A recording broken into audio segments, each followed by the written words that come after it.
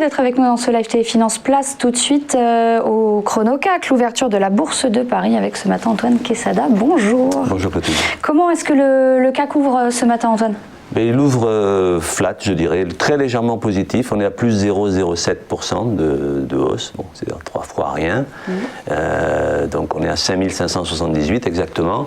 Alors on a tous remarqué que déjà depuis une bonne dizaine de jours, le CAC bouge latéralement dans un range assez étroit. Déjà vendredi dernier, je l'évoquais, bon, c'était assez prévisible, puisque le gros de la hausse s'est fait très brutalement ces dernières semaines, à la suite des événements qu'on connaît, donc les bonnes nouvelles sur le vaccin, etc. Et depuis, effectivement, le marché, les investisseurs attendent un retracement, c'est-à-dire que le marché rebaisse pour pouvoir reprendre le train en marche, comme j'ai pu l'évoquer.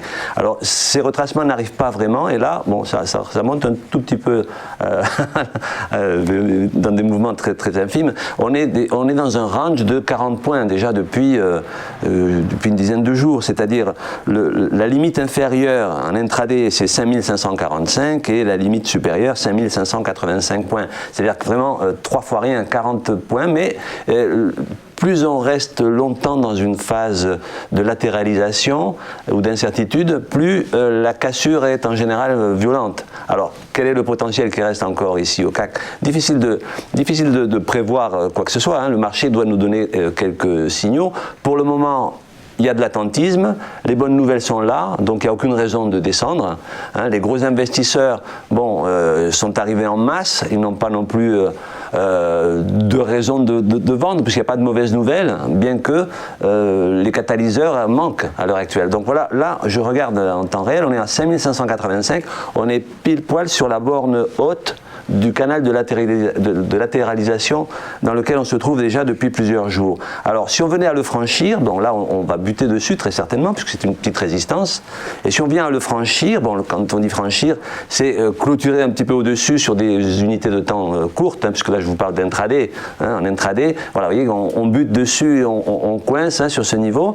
Si on venait à le franchir, ça va libérer l'équivalent de ce canal de 40 points vers le haut, c'est-à-dire que ça nous ramènerait sur les 5620 points, donc les limites qu'on a atteintes la semaine dernière et qui, je l'avais évoqué aussi, me paraissait peu probable qu'on les dépasse. Le 5600 points, même si on a fait 12 points de plus, était quand même un niveau psychologique déjà assez important pour que le marché coince là-dessus. Donc, difficile de prévoir une cassure par le haut, par le bas. Bon, il n'y a pas de raison de descendre, c'est clair. La limite, on est dessus, 5585 points.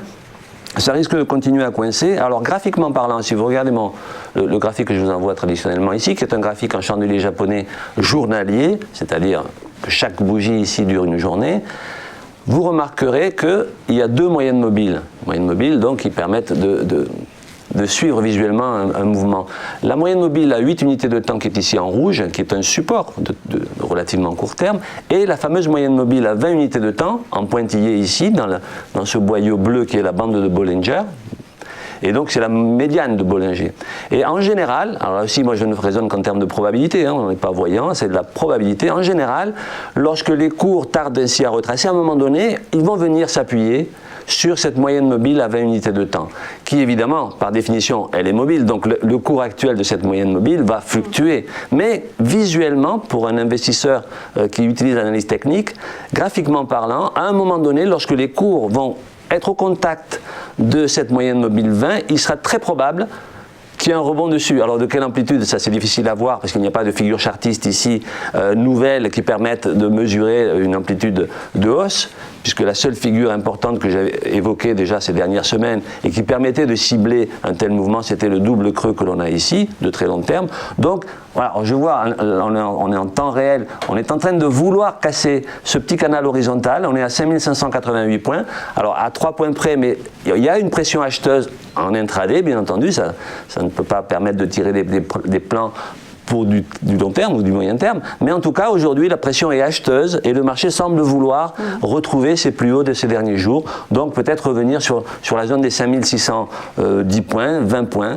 En tout cas le potentiel théorique de cette cassure de canal de 40 points, c'est de reporter 40 points au-dessus, donc 40 points au-dessus de 5585 points, vous voyez, ça vous amène sur les 5612, 20 points à peu près. Voilà. Merci beaucoup Antoine Quesada. À suivre dans un instant les Market Movers.